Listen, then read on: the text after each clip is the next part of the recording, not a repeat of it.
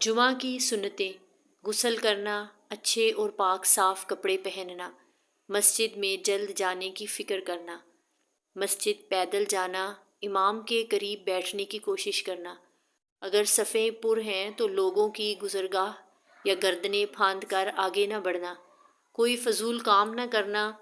یعنی مثلاً اپنے کپڑوں سے یا بالوں سے لحاظ نہ کرنا، خطبہ کو غور سے سننا۔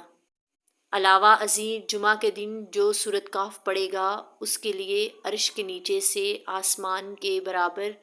بلند ایک نور ظاہر ہوگا جو قیامت کے اندھیرے میں اس کے کام آئے گا، اور اس جمعہ سے پہلے جمعہ کے تمام صغیرہ کبیرہ گناہ معاف ہو جائیں گے۔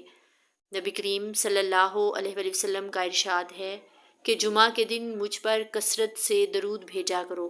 کہ درود میرے حضور صلی اللہ علیہ وآلہ وسلم پیش کیا جاتا ہے۔ جمعہ کے دن بالوں میں تیل لگانا، خوشبو یا عطر کا استعمال کرنا مسنون ہے۔